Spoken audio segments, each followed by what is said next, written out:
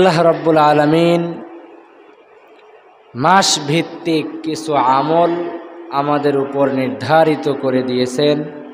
তার মধ্য থেকে অন্যতম একটি আমরা যেটা গত শনিবারে আদায় করেছি সেটা হলো কুরবানি।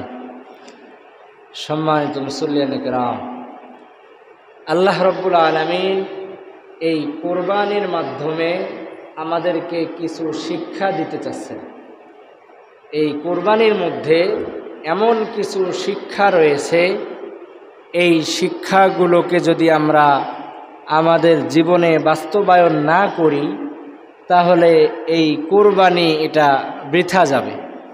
এই কুরবানিতে আমাদের কোনো উপকার আসবে না। তো আল্লাহ রাব্বুল আলামিন এত বড় একটা ইবাদত আমাদেরকে দিলেন কুরবানি। এই কুরবানির মধ্যে অনেক বড় বড় শিক্ষা আমাদের জন্য নিহিত রয়েছে। তো আজকে আমি আপনাদের সামনে এই কুরবানির অনেকগুলো শিক্ষা রয়েছে, এর মধ্য থেকে আমি আপনাদের সামনে মাত্র 3টা শিক্ষার কথা আলোচনা করব ইনশাআল্লাহ। তো সম্মানিত মুসল্লিয়ান কিরাম, কুরবানির 1 নাম্বার শিক্ষা হলো, কুরবানি আমাদেরকে শিখায় কোনো প্রকার শর্ত ছাড়াই আল্লাহ তাআলার আনুগত্য আমাদেরকে করতে হবে। আল্লাহ তাআলার আনুগত্য করার ক্ষেত্রে কোনো প্রকার শর্ত, কোনো প্রকার ওজর পেশ করা যাবে না। সম্মানিত মুসল্লিয়ান কিরাম, আপনারা সকলেই কুরবানির ইতিহাস এর যে ঘটনাবলী এগুলো আপনারা অনেক শুনেছেন। হজরতে ইব্রাহিম আলাইহিস সালামের বয়স যখন 86 বছর হয়ে গেল, তখন তিনি আল্লাহ তাআলার কাছে দোয়া করলেন, হে আল্লাহ, 86 বছর হয়ে গেল, আমার একটা সন্তানও জন্মগ্রহণ করলো না, তুমি দয়া করে মায়া করে আমাকে একটা সন্তান দান করো। সম্মানিত মুসল্লিয়ান কিরাম, তখন হজরত ইব্রাহিম আলাইহিস সালামের বয়স কত ছিল বলেন? 86 বছর। হ্যাঁ, তো 85 বা 86 বছর এই বয়সে যদি আল্লাহ তাআলা কাউকে সন্তান দান করেন, এই সন্তানের প্রতি মায়া মোহাব্বত কত বেশি থাকে বলেন। আমাদের যাদের অনেক সময় অনেক বছর ধরে সন্তান হয় না, অনেক বছর পর যখন একটা সন্তান আল্লাহ তাআলা দান করেন, এই সন্তানের প্রতি মায়া মোহাব্বত আদর কিন্তু বেড়ে যায়, তাই না? তো ঠিক এমনইভাবে হজরতে ইব্রাহিম আলাইহিস সালামকে যখন আল্লাহ তাআলা 86 বছর বয়সে সন্তান দান করলেন, তো হজরত ইব্রাহিম আলাইহিস সালামের অন্তরেও হজরত ইসমাইল আলাইহিস সালামের আদর মায়া মোহাব্বত অনেক গুণে বেশি বৃদ্ধি পেল। সম্মানিত মুসল্লিয়ান কিরাম, তো যখন আল্লাহ তাআলার পক্ষ থেকে ইব্রাহিম আলাইহিস সালামকে আদেশ করা হলো, হে আমার খলিলুল্লাহ, আপনি আপনার প্রিয় বস্তুকে কোরবানি করুন। সম্মানিত মুসল্লিয়ান কিরাম, আল্লাহ তাআলার পক্ষ থেকে যখন এই হুকুম আসলো, এই আদেশ আসলো, তখন হজরতে ইব্রাহিম আলাইহিস সালাম তিনি চাইলে কিন্তু পারতেন আল্লাহ তাআলাকে বলতে যে, হে আল্লাহ, আমি আপনার কাছে সন্তান চাইলাম, 86 বছর বয়সে আপনি আমাকে সন্তান দান করলেন, আবার আপনি এখন আমাকে বলতেছেন যে আমার প্রিয় বস্তু অর্থাৎ আমার সন্তানকে কোরবানি করতে। আপনি এটা না করে আমার অন্য কোনো জিনিসকে আপনি কোরবানি করতে বলেন, আমি সেগুলো কোরবানি করি। যদি তিনি চাইতেন তাহলে বলতে পারতেন আল্লাহ তাআলার হুকুমের সামনে, কিন্তু হজরতে ইব্রাহিম আলাইহিস সালাম তার যেই সন্তানের মায়া মোহাব্বত অন্তরের মধ্যে সব চাইতে বেশি, এমন অবস্থায়ও আল্লাহ তাআলা যখন ইব্রাহিম আলাইহিস সালামকে আদেশ করলেন যে তোমার সন্তানকে আমার রাস্তায় কোরবানি করো, তখন ইব্রাহিম আলাইহিস সালাম তিনি কোনো প্রকার ওজর পেশ না করে আল্লাহ তাআলার হুকুম বাস্তবায়ন করার জন্য তিনি প্রস্তুত হয়ে গেলেন। বলুন না সুবহানাল্লাহ। এই কোরবানি থেকেই আমাদের শিক্ষা হলো, যেমন হযরত ইব্রাহিম আলাইহিস সালাম আল্লাহ তাআলার হুকুমের সামনে কোনো প্রকার ওজর পেশ করেন নাই, ঠিক এমনইভাবে আমাদের এই জীবনে আল্লাহ তাআলার যতগুলো আদেশ নিষেধ রয়েছে এগুলো বাস্তবায়ন করার ক্ষেত্রেও আমাদের কোনো ওজর পেশ করার প্রয়োজন নেই। আমরা এই কোরবানির ইতিহাস শুনি, কোরবানির ঘটনা অনেক মজা নিয়ে শুনি, কোরবানিও আমরা অনেকেই করি, কিন্তু আমরা যদি এই কোরবানি থেকে শিক্ষা গ্রহণ না করি তাহলে এই কোরবানিগুলো করা আমাদের জন্য বৃথা হয়ে যাবে। এজন্য আমরা যে এই কোরবানিগুলো করি, এই কোরবানিগুলোতে আমাদের জন্য কি কি শিক্ষা রয়েছে এগুলো আমরা নিজেরা জানব এবং সেই অনুযায়ী আমল করার চেষ্টা করব ইনশাআল্লাহ। তাহলে 1 নাম্বার শিক্ষার কথা আমরা জানলাম, শর্তহীন আনুগত্য, একমাত্র শর্তহীন আনুগত্য আল্লাহ তাআলার জন্য করতে হবে। আল্লাহ তাআলার হুকুমের সামনে কোনো প্রকার ওজর পেশ করা যাবে না। অথচ অত্যন্ত ভারাক্রান্ত হৃদয় নিয়ে বলতে হয়, আজকে এই মুহূর্তে আপনারা যতজন এখানে মুসল্লির সংখ্যা যত রয়েছে, মনে হয় ফজরের নামাজে মুসল্লির সংখ্যা এত বেশি ছিল না। আল্লাহ তাআলা আমাদেরকে ফজরের নামাজ আদায় করতে বলেছেন। এই ফজরের নামাজ আদায় করার ক্ষেত্রে ঘুমকে আমরা ওজর হিসেবে পেশ করতেছি। তাহলে এই কুরবানির শিক্ষা আমরা কিন্তু অর্জন করতে পারলাম না। হযরত ইব্রাহিম আলাইহিস সালাম আল্লাহ তাআলার হুকুমের সামনে কোনো ধরনের ওজর পেশ করেন নাই, ঠিক এমনইভাবে ফজরের নামাজ, এই ফজরের নামাজের ক্ষেত্রেও ঘুম নামক ওজর পেশ করা যাবে না। আল্লাহ তাআলা আমাদেরকে যখন যেটা করতে বলেছেন আমাদেরকে তখন সেটা করতে হবে, এর মাঝে কোনো ধরনের ওজর পেশ করা যাবে না। সম্মানিত মুসল্লিয়ানে কেরাম, এটা হলো 1 নাম্বার শিক্ষা, যে শর্তহীন আনুগত্য, ওজরহীন আনুগত্য আল্লাহ তাআলা করতে হবে। এরপর কুরবানি থেকে আমরা 2 নাম্বার শিক্ষা পাই, আত-তাকওয়া ফিল হায়াত। আমাদের বাস্তবিক জীবনে তাকওয়ার প্রতিযোগিতা আমাদেরকে করতে হবে। সম্মানিত মুসল্লিয়ানে কেরাম, আল্লাহ রাব্বুল আলামিন সূরাতুল হজ এর 37 নম্বর আয়াতে সুন্দর করে বলেছেন, লা ইয়ানালাল্লাহা লুহুমুহা ওয়ালা দিমাউহা ওয়ালাকিন ইয়ানালুহুত তাকওয়া মিনকুম।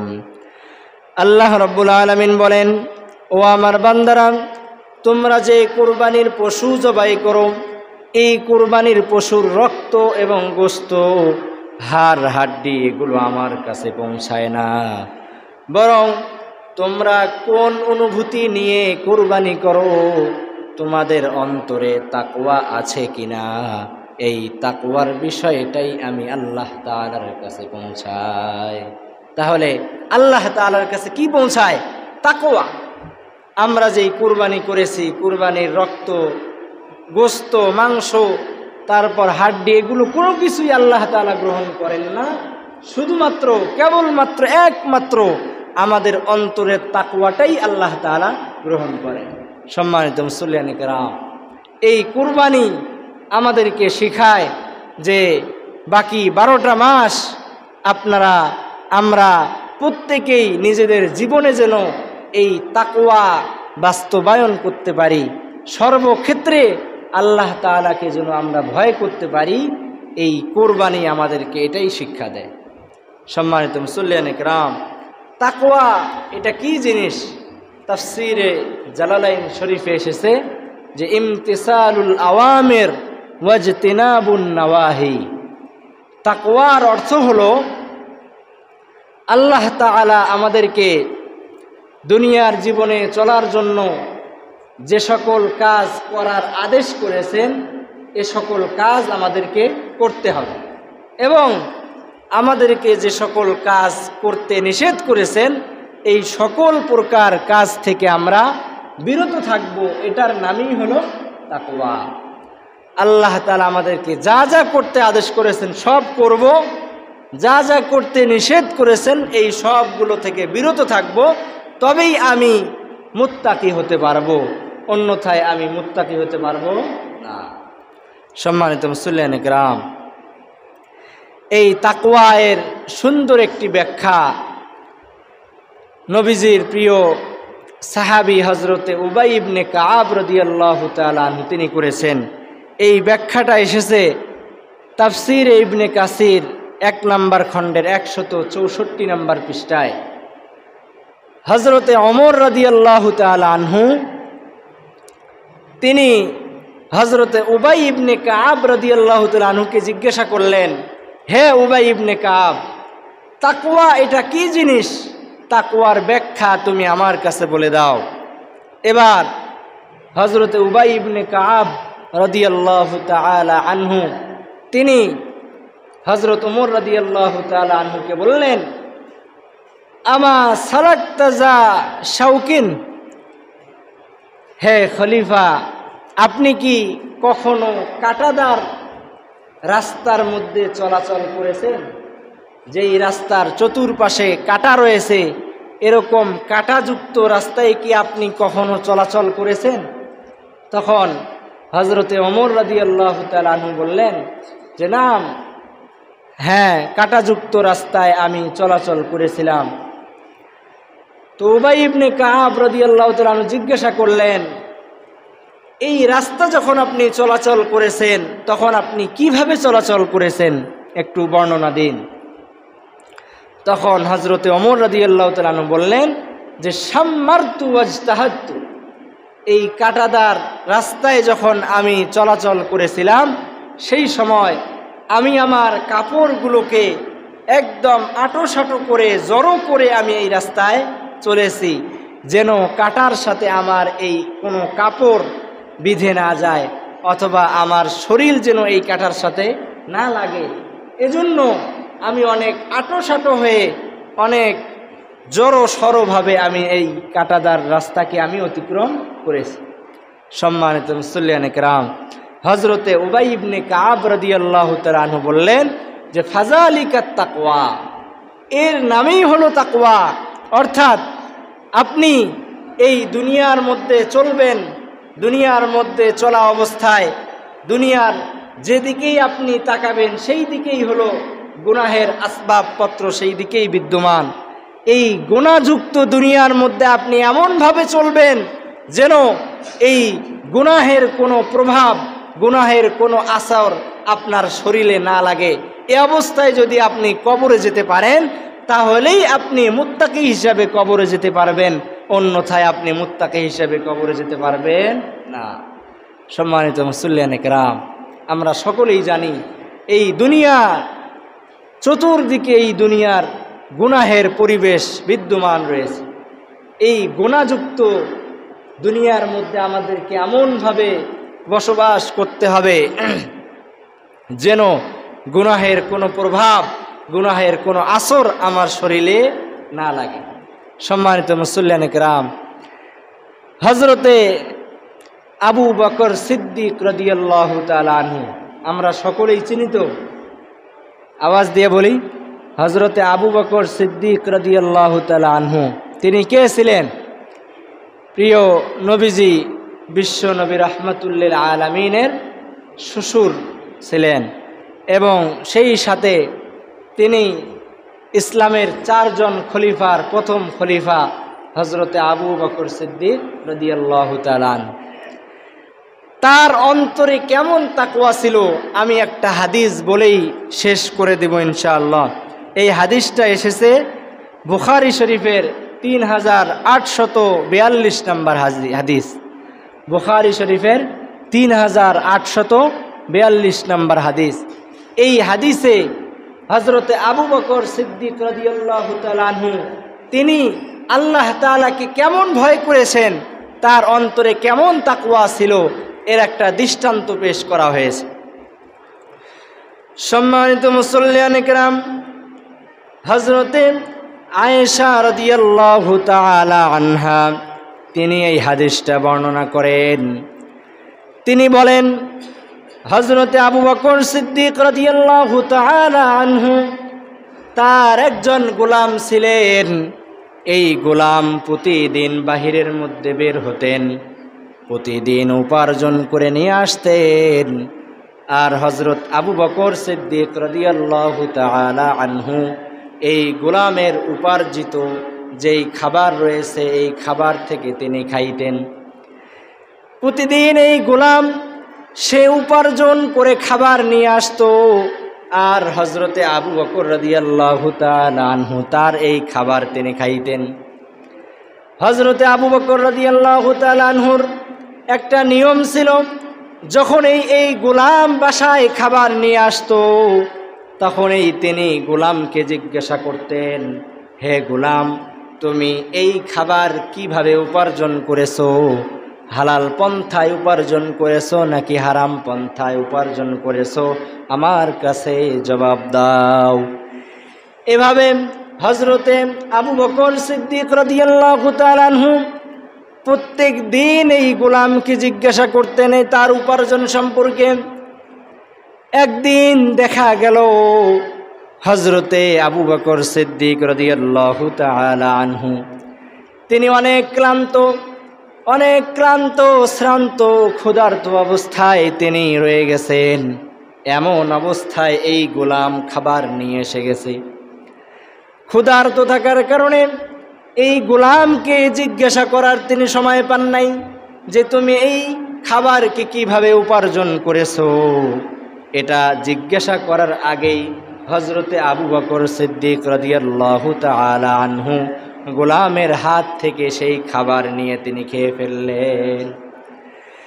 হযরতে আবু বকর রাদিয়াল্লাহু তাআলা আনহুর খাবার শেষ করার পর গোলাম তাকে জিজ্ঞাসা করলেন, হে আমিরুল মুমিনিন, আপনি তো প্রতিদিন আমাকে জিজ্ঞাসা করেন যে আমি খাবারগুলো কিভাবে উপার্জন করি, কিন্তু আজকে আপনি আমার এই খাবার সম্পর্কে জিজ্ঞাসা করলেন না। তখন হযরতে আবু বকর সিদ্দিক রাদিয়াল্লাহু তাআলা আনহু বললেন যে হ্যাঁ, এবার বলে দাও যে এই খাবার তুমি কিভাবে উপার্জন করেছো। এবার সেই গোলাম তিনি বলতে লাগলেন যে আমি 15 বছর আগে যখন আমি মুসলমান ছিলাম না, যখন আমি কাফের ছিলাম, সেই সময় আমার বাসার পাশের এক ব্যক্তি আমাকে ভবিষ্যৎ সম্পর্কে কিছু একটা জিনিস আমাকে জিজ্ঞাসা করেছিলেন, অথচ আমি ভবিষ্যৎ সম্পর্কে কোনো কিছু জানি না। আচ্ছা বলেন, ভবিষ্যৎ সম্পর্কে আমাদের এই দুনিয়ায় কেউ কি জানে? ভবিষ্যতে কি হবে এটা কি কেউ জানে? বলেন, এটা কে জানেন? আওয়াজ দিয়ে বলতে হবে, এটা কে জানে? এটা শুধুমাত্র কেবলমাত্র একমাত্র আল্লাহ তাআলাই জানেন যে ভবিষ্যতে আমাদের জন্য কি হবে। পবিত্র কোরআনের একটা আয়াতে এসেছে যে ইন্নাল্লাহা ইনদাহু ইলমুস সাআহ, আল্লাহ তাআলার নিকটে 5টা বিষয়ের জ্ঞান রয়েছে। এই 5টা বিষয়ের জ্ঞান আল্লাহ তাআলা ছাড়া দুনিয়ার আর কেউ জানে না। এমনকি কোনো নবীকেও আল্লাহ তাআলা এই 5টা জ্ঞান দান করেন নাই। পবিত্র কোরআনে এসেছে ইন্নাল্লাহা ইনদাহু ইলমুস সাআহ, 1 নম্বর হলো কিয়ামতের জ্ঞান। কিয়ামত কবে সংগঠিত হবে এই জ্ঞান কে জানেন? আওয়াজ দিয়ে বলতে হবে, এই জ্ঞান কে জানেন? আল্লাহ তাআলা জানেন। 1 নম্বর হলো কিয়ামতের জ্ঞান। 2 নম্বর ওয়ায়ুনাজ্জিলুল গায়স, অর্থাৎ বৃষ্টি কখন বর্ষিত হবে এটা কি দুনিয়ার কেউ জানেন? এটা কেউ জানেন না। এটা কে জানেন? আওয়াজ দিয়ে বলতে হবে আল্লাহ। বৃষ্টি কখন বর্ষিত হবে এটা আল্লাহ তাআলা জানেন। এবার প্রশ্ন হলো, হুজুর আমাদের আবহাওয়া অধিদপ্তর তো আমাদেরকে অগ্রিম বলে দেয় যে আগামীকাল বৃষ্টি হবে, তাহলে তো এটা ঠিক থাকলো না। বিষয় হলো যে আবহাওয়া অফিস এটা আলামত চিহ্ন দেখে তারপর বলে দেয়। আলামত দেখার আগে আবহাওয়া অফিস কখনো বলে না। আবার আবহাওয়া অফিস আলামত চিহ্ন দেখার পর যা বলে এটাও কিন্তু 100% নিশ্চিত নয়, নিশ্চিত কখনোই নিশ্চিত নয়। অনেক সময় তারা বলে যে বাংলাদেশে ঘূর্ণিঝড় আসবে, অথচ একটু পরেই দেখা যাচ্ছে যে ঘূর্ণিঝড় নয়, বরং আমাদের আকাশের উপরে সূর্য উঠেছে, তাই না? এবং তারা বলে যে বঙ্গোপসাগরের উপর দিয়ে ঘূর্ণিঝড় আসতেছিল কিন্তু বাংলাদেশের পাশ দিয়েই চলে গেছে, বাংলাদেশে আর আসে নাই। এভাবে আবহাওয়া অফিসের যেই খবর এগুলো কখনো নিশ্চিত নয়। সম্মানিত মুসল্লিয়ান কিরাম, আমি যেটা বলতে চেয়েছিলাম যে 5টা বিষয়ের জ্ঞান আল্লাহ তাআলা জানেন। 1 নাম্বার কিয়ামতের জ্ঞান, 2 নাম্বার বৃষ্টি কখন বর্ষিত হবে এর জ্ঞান, এরপর 3 নাম্বার হলো ওয়ায়ালামু মা ফিল আরহাম, জরায়ুতে, নারীর জরায়ুতে সন্তান, পুরুষ সন্তান রয়েছে নাকি মহিলা সন্তান রয়েছে, ছেলে সন্তান নাকি মেয়ে সন্তান রয়েছে, এর এলেমও কার কাছে? আল্লাহ তাআলার কাছে। দুনিয়ার কেউ এটা জানতে পারেন না। সম্মানিত মুসল্লিয়ান কিরাম, এটা হলো 3 নাম্বার। এখানে আরো অনেক কথা ছিল, আমি সংক্ষেপে আপনাদেরকে বলে দিচ্ছি। এরপর ওয়ায়ালামু মা ফিল আরহাম ওমা তাদরি নাফসুম মাজা তাকসিবু গাদা। 4 নাম্বার হলো আগামীকাল আপনি কি উপার্জন করবেন, আগামীকাল আপনি কি খাবেন, এটা আপনি কি জানেন? এটাও কে জানেন? আওয়াজ দিয়ে বলতে হবে, কে জানেন? আগামীকাল আমি কি উপার্জন করব, আগামীকাল আমি কি খাবো, এটাও আল্লাহ তাআলা জানেন। তাহলে ভবিষ্যতের ইলম এটা শুধুমাত্র একমাত্র কে জানেন? আওয়াজ দিয়ে বলেন, কে জানেন? আল্লাহ। ওয়ায়ালামু মা ফিল আরহাম ওমা তাদরি নাফসুম মাজা তাকসিবু গাদা ওমা তাদরি নাফসুম বিআইয়ি আরদিন তামুত। 5 নাম্বার হলো যে আপনি কোন স্থানে মৃত্যুবরণ করবেন এটা কি আপনি জানেন? দুনিয়ার কেউ জানে না, এটা কে জানে? আল্লাহ তাআলা জানে। এই হলো 5টা বিষয়। এই 5টা বিষয়ের জ্ঞান শুধুমাত্র কেবলমাত্র একমাত্র আল্লাহ তাআলা জানেন। দুনিয়ার কেউ, এমনকি নবীরাও এই 5টা বিষয়ের জ্ঞান তারা জানে না। সম্মানিত মুসল্লিয়ান কিরাম, তাহলে ভবিষ্যতে কি হবে এটা আল্লাহ তাআলা ভালো জানেন। তো এই গোলাম বলতেছিল যে হে আমিরুল মুমিনিন, আমাকে আমার পাশের এক ব্যক্তি জিজ্ঞাসা করেছিল ভবিষ্যৎ সম্পর্কে, তো আমি তার হাত দেখে ভবিষ্যৎবাণী আমি করে দিয়েছিলাম যে 5-7 বছর পর তোমার একটা চাকরি হবে। তো আমি এই যে এরকম একটা ভবিষ্যৎবাণী করে দিয়েছিলাম, তো আজকে আমি ওই ব্যক্তির বাড়ির পাশ দিয়ে যাইতেছিলাম, তো কয়েকদিন আগেই আমি যেই ভবিষ্যৎবাণী করে দিয়েছিলাম সেটা অনুরূপ হয়ে গেছে, সেটা আমি যেভাবেই বলছি সেভাবেই হয়ে গেছে। এই যে আমি যে তাদেরকে ভবিষ্যৎবাণী করে দিয়েছিলাম এর বিনিময় স্বরূপ তারা আমাকে এই খাবার দান করেছে, আর এই খাবার আমি এনে আপনার কাছে আপনার হাতে দিলাম, আর আপনি এটা না জিজ্ঞাসা করেই আপনি এটা খেয়ে ফেলেছেন। সম্মানিত মুসল্লিয়ান কিরাম, বিষয়টা বুঝেছেন তো? হযরতে আবু বকর রাদিয়াল্লাহু তাআলা আনহু যখন তার গোলামের কাছ থেকে এই বিবরণ শুনলেন যে তার এই গোলাম ভবিষ্যৎবাণী করেছে, তার বিনিময় এই খাবার সে পেয়েছে, তার আর বুঝতে বাকি রইল না যে এই খাবারটা হারাম খাবার। সম্মানিত মুসল্লিয়ান কিরাম, এবার হযরতে আবু বকর রাদিয়াল্লাহু তাআলা আনহু এর তাকওয়া কেমন এই বিষয়টা বোঝানোর জন্যই আমি এই হাদিসটা আপনাদের সামনে বলতেছিলাম।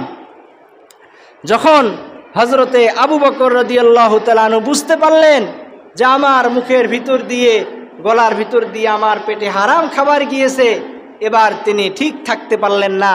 কারণ তিনি তো জানেন নবীজির হাদিস রয়েছে, লা ইয়াদখুলুল জান্নাতা জাসাদুন গুজিয়া বিল হারাম, যেই শরীরের রক্ত মাংস হারাম খাদ্য দিয়ে তৈরি হবে এই শরীর কখনোই জান্নাতে যাবে না। তো হযরতে আবু বকর সিদ্দিক রাদিয়াল্লাহু তাআলা আনহু তিনি তৎক্ষণাৎ তার এই ডান হাতকে তার মুখের ভিতর দিয়ে, গলার ভিতর দিয়ে তিনি ঢুকাই দিলেন। ঢুকিয়ে দিয়ে তিনি সঙ্গে সঙ্গে তার ভিতরের যেই খাবারগুলো রয়েছে এই খাবারগুলো তিনি এক মুহূর্তের মধ্যেই তিনি সেগুলো বমি করে ফেলে দিলেন। বলুন না সুবহানাল্লাহ।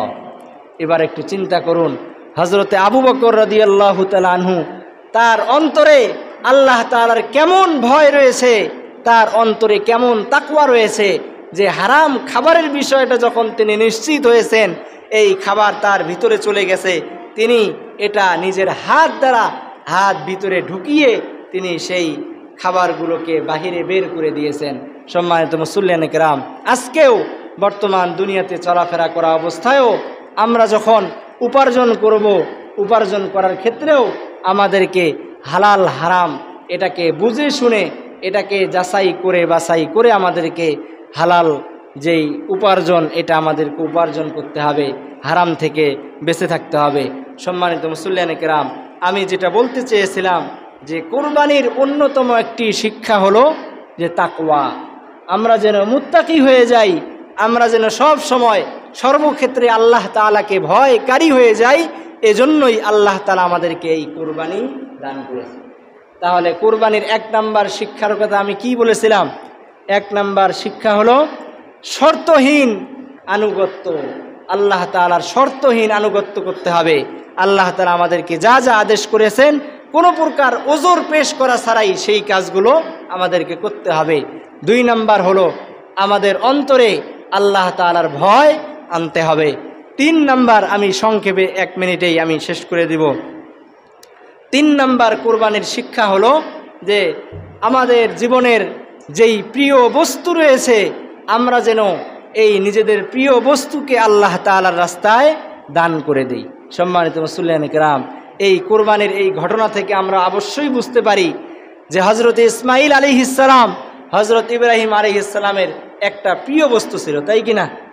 প্রিয় সন্তান, 86 বছর বয়সে এই সন্তান তিনি পেয়েছেন। এই সন্তানের প্রতি তার আদর, স্নেহ, মায়া, মোহাব্বত অনেক বেশি। যখন আল্লাহ তাআলা তাকে এই সন্তান কোরবানি করতে বললেন, তখন তিনি কোনো প্রকার ওজর পেশ করা ছাড়াই নিজের প্রিয় বস্তুকে আল্লাহ তাআলার রাস্তায় কোরবানি করে দেওয়ার জন্য প্রস্তুত হয়ে গেছে। সম্মানিত মুসল্লিয়ানে কেরাম, আমাদেরও প্রিয় বস্তু হলো টাকা পয়সা। কি বলেন? আমাদের সকলেরই প্রিয় বস্তু হলো টাকা পয়সা। আল্লাহ তাআলার রাস্তায় দান করার জন্য যখন বলা হয়, আমরা তখন এই আল্লাহ তাআলার রাস্তায় আমাদের প্রিয় বস্তু টাকা পয়সা দান করতে পারি না। সম্মানিত মুসল্লিয়ানে কেরাম, অনেক আফসোসের বিষয়। আমি 2 মিনিটে শেষ করে দেব। সূরা আলে ইমরানের একটি আয়াতে এসেছে যে আল্লাহ তাআলা বলেন, লান তানালুল বিররা হাত্তা তুনফিকু মিম্মা তুহিব্বুন। আল্লাহ তাআলা আপনাকে যা দান করেছেন, এই আল্লাহ তাআলা আপনাকে যা সম্পদ দান করেছেন, এই সম্পদের মধ্য থেকে যেই সম্পদটা আপনার কাছে প্রিয়, এই প্রিয় সম্পদ যদি আপনি আল্লাহ তাআলার রাস্তায় দান না করেন, তাহলে এই দান আল্লাহ তাআলা কখনোই কবুল করবেন না। সম্মানিত মুসল্লিয়ানে কেরাম, এই আয়াতটা যখনই অবতীর্ণ হলো, হযরতে আবু তালহা রাদিয়াল্লাহু তাআলা আনহু তিনি এই মক্কা নগরীর মসজিদে হারামের পাশেই তার একটা বড় বাগান ছিল। তাফসীরের কিতাবে এসেছে এই বাগানের মধ্যে খেজুর গাছ ছিল প্রায় 400টা। কয়শো? 400 খেজুর গাছ বিশিষ্ট একটা বাগান। যখন এই আয়াতটা অবতীর্ণ হলো যে আপনার প্রিয় বস্তু যদি আপনি আল্লাহ তাআলার রাস্তায় দান না করেন, সেই দানকে আল্লাহ তাআলা কখনোই কবুল করবেন না। এই আবু তালহা রাদিয়াল্লাহু তাআলা আনহু যখন এই আয়াতটা শুনতে পেলেন, তখনই এই বাগান 400 গাছ বিশিষ্ট যেই বাগানটা ছিল, এই বাগান তার কাছে সবচাইতে বেশি প্রিয় ছিল। তখন তিনি প্রিয় নবীজির দরবারে এসে বললেন, ইয়া রাসূলুল্লাহ, আল্লাহ তাআলার এই আয়াত অনুযায়ী আমি যদি আমার অন্যান্য সম্পদ থেকে দান করি, তাহলে এই দান তো আল্লাহ তাআলা কবুল করবেন না, কারণ সেগুলো তো আমার কাছে তেমন প্রিয় না যতটা প্রিয় আমার এই বাগান। তো আমি আল্লাহ তাআলার রাস্তায় আমার এই 400 খেজুর গাছ বিশিষ্ট যেই বাগান রয়েছে, এই বাগানকে আমি আল্লাহ তাআলার রাস্তায় দান করে দিলাম। বলুন না সুবহানাল্লাহ। সম্মানিত মুসল্লিয়ানে কেরাম, হযরতে ওমর ইবনে আব্দুল আজিজ, আমরা সকলেই নাম জানি, তিনি তাকে কি বলা হয়? তাকে দ্বিতীয় ওমর বলা হয়, ওমরে সানি বলা হয়। এই ওমর ইবনে আব্দুল আজিজ রহমাতুল্লাহ আলাইহি তিনি তার জীবনে যতদিন বেঁচে ছিলেন, তিনি শুধু চিনি ক্রয় করতেন। কি ক্রয় করতেন? চিনি। সকলেই চিনি চেনেন না? এই চিনি ক্রয় করে এই চিনি আল্লাহ তাআলার রাস্তায় ব্যয় করতেন। এবার আশেপাশের লোকেরা তাকে জিজ্ঞাসা করলেন যে আপনি তো চাইলে সরাসরি টাকা সম্পদ আপনি আল্লাহ তাআলার রাস্তায় ব্যয় করতে পারতেন। তখন তিনি যেই উত্তরটা দিলেন এটা আমাদের মনে গেঁথে নেয়ার বিষয়। তিনি বললেন যে আল্লাহ তাআলা পবিত্র কোরআনে বলেছেন যে তুমি যেই জিনিসকে ভালোবাসো এই প্রিয় বস্তু যদি আল্লাহ তাআলার রাস্তায় দান না করো তাহলে অন্যান্য সম্পদ থেকে দান করলে সেই দান আল্লাহ তাআলা কবুল করেন না। এই চিনি আমি ওমর ইবনে আব্দুল আজিজের কাছে সবচাইতে প্রিয়, এই জন্য আমি চিনি ক্রয় করে আল্লাহ তাআলার রাস্তায় দান করি। সম্মানিত মুসল্লিয়ানে কেরাম, আমার এত কিছু বলার একটাই উদ্দেশ্য যে আল্লাহ তাআলা আমাদেরকে যেই সম্পদেই দান করেছেন, এই যে প্রত্যেক শুক্রবারে আমরা এই আল্লাহ তাআলার ঘর মসজিদে আসি। আমি যখন ঢাকায় পড়াশোনা করেছিলাম, আমি ঢাকা লালবাগ মাদ্রাসায় পড়াশোনা করেছিলাম, তো ওই সময় আমরা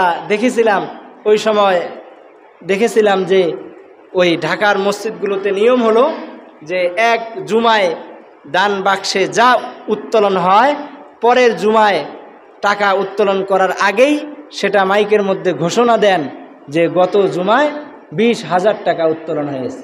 সম্মানিত মুসল্লিয়ানে কেরাম, তো ঢাকার প্রত্যেকটা মানুষের নিয়ম হলো যে তারা এই শুক্রবারের দিন নামাজ পড়ার আগ মুহূর্তে বাসা থেকে 50 টাকা, 100 টাকা, 500 টাকার নোট তারা পকেটের মধ্যে ভরে নিয়ে আসতেন, এসে তারা এই আল্লাহ তাআলার ঘর মসজিদে দান করতেন। সম্মানিত মুসল্লিয়ানে কেরাম, আপনাদের সকলের প্রতি আমার আকুল আবেদন থাকবে যে সপ্তাহে একটা দিন, এই শুক্রবারের দিন অনেকেই এই মসজিদে আসেন নামাজ আদায় করার জন্য। আমরা সকলেই আমাদের পকেটের মধ্যে আমাদের প্রত্যেকের সামর্থ্য অনুযায়ী 10 টাকা হোক, 20 টাকা হোক, 50 টাকা হোক, 100 টাকা হোক, আমরা প্রত্যেকেই মসজিদে আসার পূর্বে আমাদের পকেটে এটা নিয়ে আসব এবং আল্লাহ তাআলার ঘর মসজিদে আমরা সকলেই দান করব। আমরা সকলেই দান করার জন্য প্রস্তুত আছি তো ইনশাআল্লাহ? ইনশাআল্লাহ। আল্লাহ তাআলা আমাদের সকলকে এই আল্লাহ তাআলার ঘর মসজিদে বেশি বেশি দান করার মতো তৌফিক দান করুন। সকলে বলি আল্লাহুম্মা আমিন। ওয়া আখিরু দাওয়ানা।